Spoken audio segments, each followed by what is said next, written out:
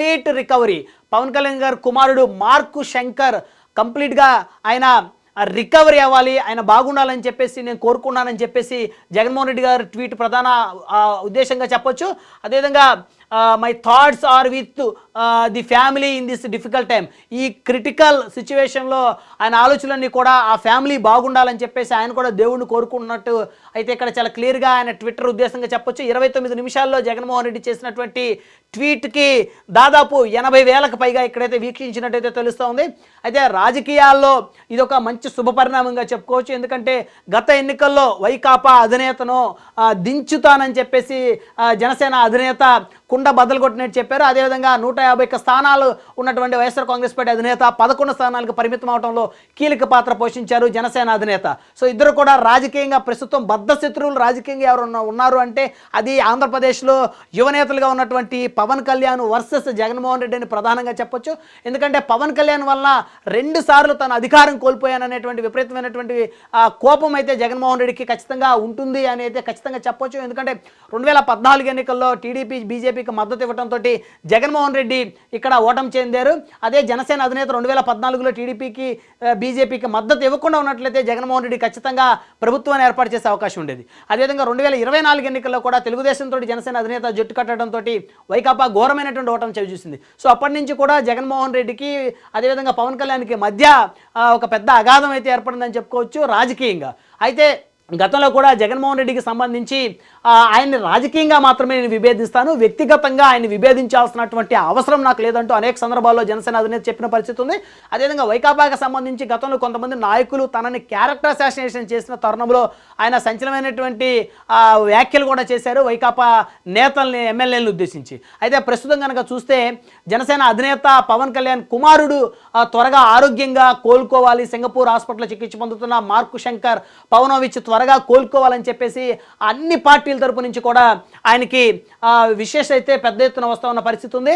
చాలా స్పష్టంగా చూస్తే వైకాపా అధినేత సైతం కూడా పవన్ కళ్యాణ్ గారు కుమారుడు త్వరగా కోలుకోవాలని చెప్పేసి అయితే కోరుకుంటున్నారు. అటు రాజకీయాల్లో ఇప్పటి వరకు కూడా అనేక మంది శత్రువులుగా బద్ధ శత్రువులుగా ఉన్నటువంటి నేతలు ఉన్నారు. కానీ ప్రస్తుతం ఆంధ్రప్రదేశ్ రాజకీయాలు అయితే దానికి పూర్తి భిన్నంగా మారుతున్న పరిస్థితి ఉంది. ఇదే విధమైనటువంటి రాజకీయాలు కొనసాగితే ప్రజలకు కూడా ఒక మంచి వాతావరణం అయితే ఏర్పడుతుందని చెప్పుకోవచ్చు.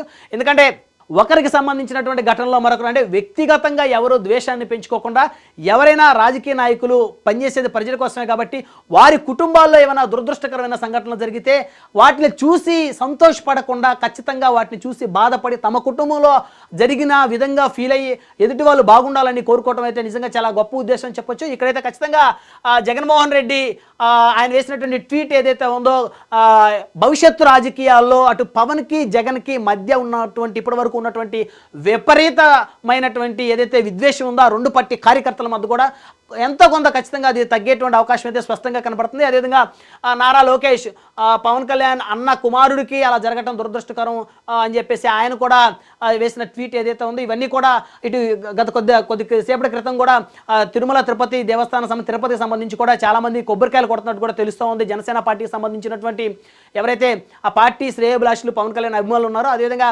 అటు ఆంధ్రప్రదేశ్ కానీ ఇటు తెలంగాణ కానీ 2 రాష్ట్రాల్లో అటు జనసేన అభిమానులు పవన్ కళ్యాణ్ అభిమానులు ఆయన కుమారుడికి క్షేమంగా ఆయన తిరిగి రావాలి హాస్పిటల్ నుంచి, ఆయన కుమారుడి ఆరోగ్యం నిలకడగా ఉండాలి, ఆయనకి ఏం కాకూడదు, ఆయనకి అయినటువంటి గాయాలు కూడా పూర్తిగా మానిపోవాలి, పూర్తిగా ఆయన ఆ పిల్లవాడు పూర్తిగా ఆరోగ్యంతో బయటికి రావాలని చెప్పేసి 2 తెలుగు రాష్ట్రాల్లో ప్రతి ఒక్కరు కూడా కోరుకుంటున్న పరిస్థితి ఉంది. ఎందుకంటే పవన్ కళ్యాణ్ ఒక అజాత శత్రువు అని చెప్పొచ్చు. ఆయన ఇప్పటి వరకు కూడా ఆయన సంపాదించినటువంటి ఏదైతే ధనం ఏదైతే ఉందో ఆ డబ్బులో చాలా వరకు కూడా పేద ప్రజలకి సహాయం చేయడంలో ముందుంటాడని చెప్పొచ్చు. సో అలాంటి పవన్ కళ్యాణ్ గారికి ఇలాంటి పరిస్థితి రాకూడదు ఆయన కుటుంబంలో అని చెప్పేసి అందరూ కూడా బాధపడుతున్నారు. ఆ పిల్లవాడు మార్కు శంకర్ పవనోవిచ్ త్వరగా కోలుకొని బయటికి రావాలని చెప్పేసి అయితే 2 తెలుగు రాష్ట్రాల్లో పవన్ కళ్యాణ్ అభిమానులు కోరుకుంటా ఉన్నారు. రెడీకి పోతే ఆంధ్రప్రదేశ్ రాష్ట్ర ఉప ముఖ్యమంత్రి జనసేన అధినేత పవన్ కళ్యాణ్ కుమారుడు మార్కు శంకర్ పవనోవిచ్ సింగపూర్లో ఆయన చదువుకుంటున్నటువంటి స్కూల్లో అగ్ని ప్రమాదం జరిగినట్టయితే తెలుస్తోంది. ఆ అగ్ని ప్రమాదానికి సంబంధించి మార్కు శంకర్ పవనోవిచ్కి కాళ్ళకి చేతులకి గాయాలన్నట్టు తెలుస్తోంది. అయితే జనసేన పార్టీ కొద్దిసేపటి క్రితం అధికారికంగా తన సోషల్ మీడియా ఖాతా ద్వారా పవన్ కుమారుడికి జరిగినటువంటి ఫైర్ యాక్సిడెంట్ని ధృవీకరించింది. అయితే ప్రస్తుతం ఆయన సింగపూర్లో చికిత్స పొందుతూ ఉన్నారు హాస్పిటల్లో.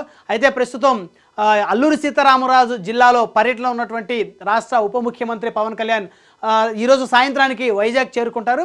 వైజాగ్ నుంచి